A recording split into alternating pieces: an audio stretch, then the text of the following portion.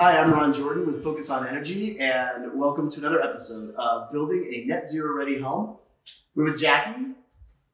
Holy cow, look at this place. It's almost coming together. Things are coming together. Yeah. We're a little delayed, but generally things are moving like they should, and we're so excited to move in at this point. And we're looking at, a couple weeks out or Yeah, a couple weeks. Yeah. So today we want to talk about one of the biggest things inside your home, keeping you warm, cooling you down in the summer. We're talking HVAC. That's right. The air source heat pump is downstairs, and it's one system that's going to heat and cool our house. And it's also one of the key pieces of helping us hit our net zero energy goal for this house.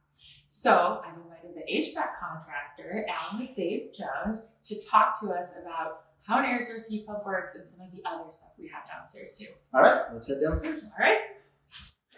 Nice to meet you. Thanks for coming out. Yeah, nice to meet you. We're talking heating and cooling. So tell me what's going on in Jack and Kevin's house. All right, so we are looking at an HVAC unit. Now, the purpose of this unit is to heat and cool the space.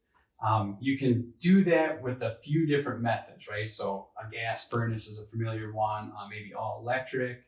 There's even oil as a fuel source. But with this unit, what it does is it uses air and refrigerant to heat and cool the space.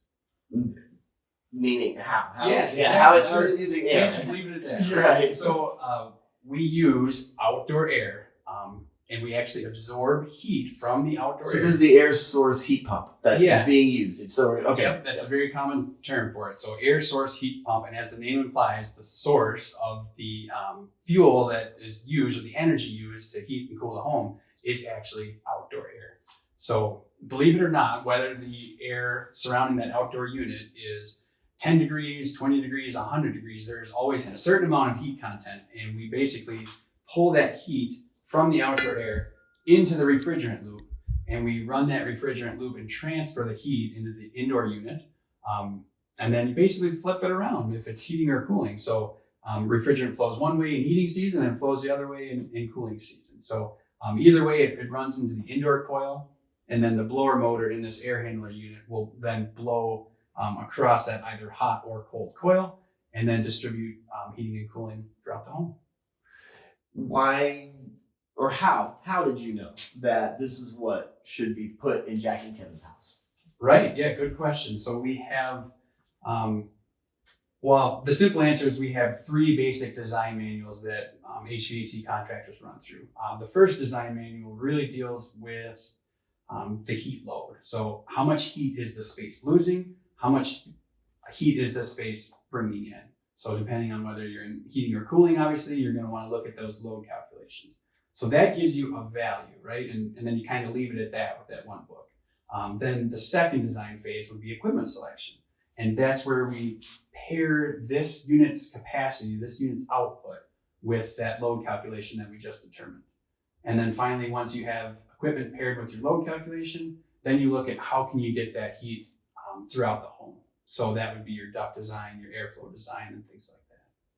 And one thing we were looking really closely at was whether this should be a single zone or multi-zone system. It's a single zone. And that means what? So zoning refers to temperature zones throughout the home. So if you had preferences on comfort levels, as in I want this space, on the west end of my home because my daughter likes to sleep in a colder temperature, for example, you would choose a 68 degree zone. Well, you can't have that and also have 72, 5 rooms over or whatever. So if you have a need for specific comfort zones, you would then look to zoning. A lot of times with typical new construction, depending on the layout of the home, you can get away with a single thermostat centrally located.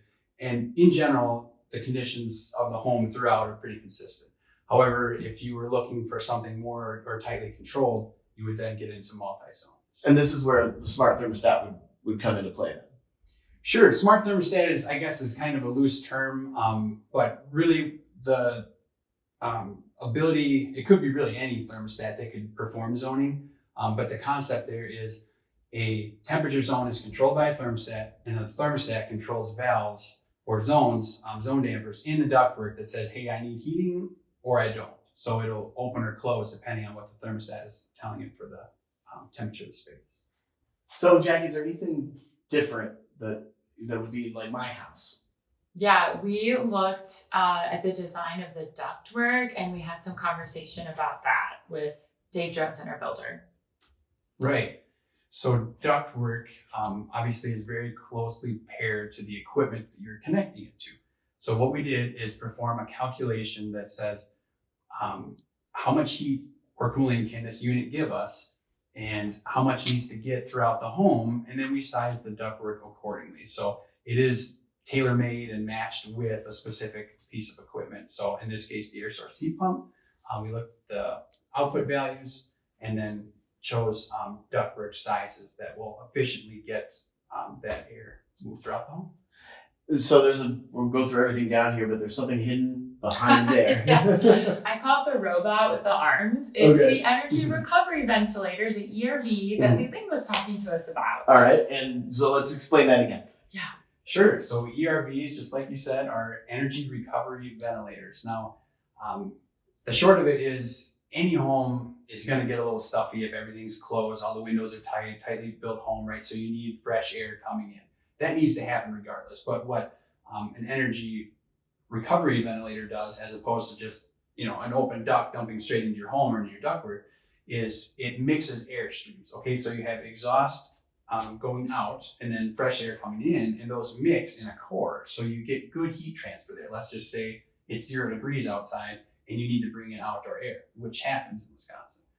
You're not actually bringing in 0 degree air, you're bringing in 0 degree air that's tempered with your exhaust air at 70, they mix, you take the edge off, less of a load on the equipment, and fresh, outdoor air coming in when needed. And one of the reasons that's so important for our house is because it is an airtight house, right? So that's what Mike was telling us about. Because this is sealed really well, we need to bring in fresh air, and that system will do it for us.